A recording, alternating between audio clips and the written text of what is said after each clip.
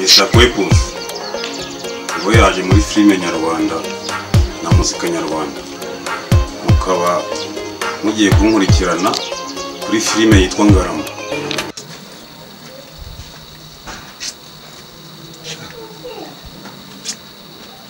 Mugabura Ngarame rwose aranzambiye. Ngarame mafaranga y'imyaka ibiri, mafaranga y'imyaka ibiri sundi ntayavana hehe n'ibi bihe? Siko na virus ahani tugejeje, nta muntu ukiva mu nzu, nta muntu ubona uko ajya kuri banki gushaka amafaranga, none arikoza araje bashaka amafaranga y'imyaka ibiri. Imyaka ibiri Ngarame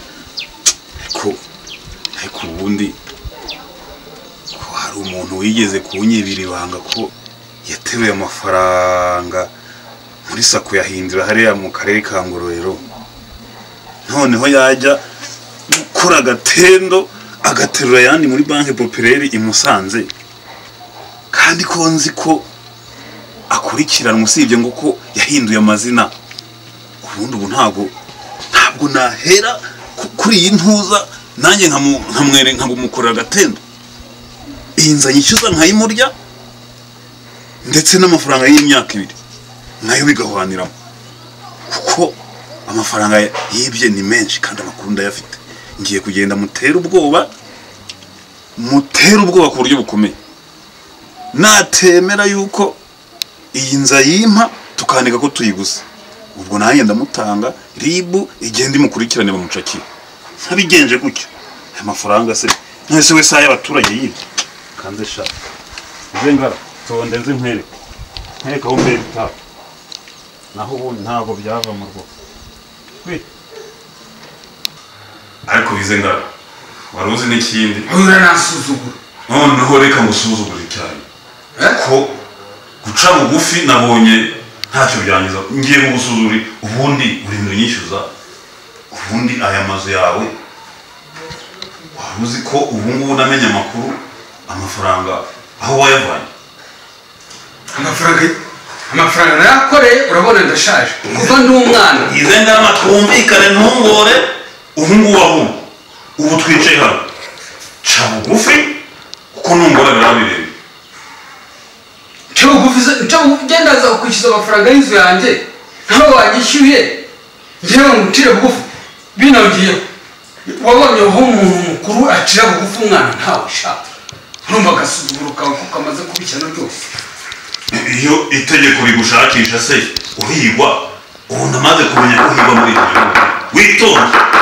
Witonde maze kumenya ko ushakishwa, ahubwo ufite urangiza ikibazo niba unterete ibintu bitaraba nabi. Gereza Ngara ngo ndashakishwa. Urashakishwa n'inzego z'igihugu. Naragize mfite amafaranga yanjye, mfite imitungo yanjye, nubatse mu mafaranga yanjye nakoreye kuva nkiri umwana, genda ndashakishwa. Ntabwo yaba ari wowe wakoraga muri sako ya Hindiro hariya mu karere ka Ngororero, aho wagirizwa miliyoni 120 zose ngo wateruyemo? Jewe rwose reka nkubwire iyo mitwe yawe watangiye njye abantu narakoze pe, ariko nahavuye amahoro. Amafaranga niyubakisha no maso nayanjye ku giti cya nta nubwo nirirwa nihishe, ngenda kumanywa hagaragara ni Kigali hose njyayo, ntabwo ndiho nihisha rwose, yenda n'abashinzwe umutekano uzabaza. Urabihakanye? Noneho ntacyo ntumwere uzagenda ufungura, bakujyane n'umwe uzagenda ufungura, ariko ugiriye inama wacisha makeya. Erega sinasako ya Hindiro gusa, dore ni Musanze muri banki populaire naho hari amakuru avuga yuko hatwaye miliyoni 80, ari naho wavanye amafaranga kubaka inzu Rubavu, inzu Musanze, inzu Muhanga, i Kigali ho tmuhareba hirya no hino.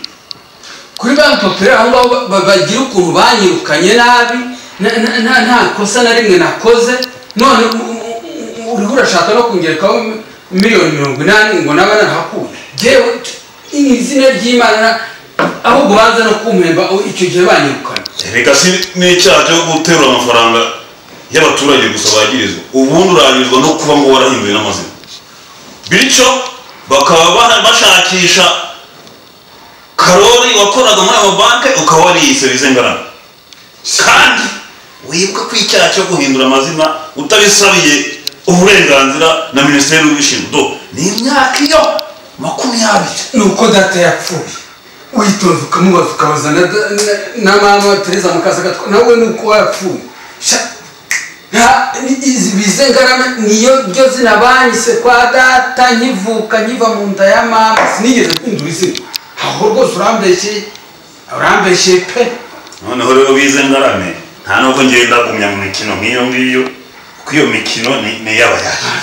Ubu ngubu meya wa Ngororero kano kanya uvuga nzishyiremo ubundi muhamagara, ubundi urebe ko nta n'imikino mfitanye nawe icy'amadeni kino cyiciro se cy'imyaka 2. urumva nyine uzi ko nari nkugezemo imyaka 2 rwose, ariko urumva mu mazu yose ufite kandi amafaranga wibye abaturage, ngewe ndumva rwose Bizengarame wahariye inzu amafaranga y'imyaka 2 ukayandikira n'iyi nzu ugahita tukandika ko nyiguze, ubundi ibanga nkagenda nkarimira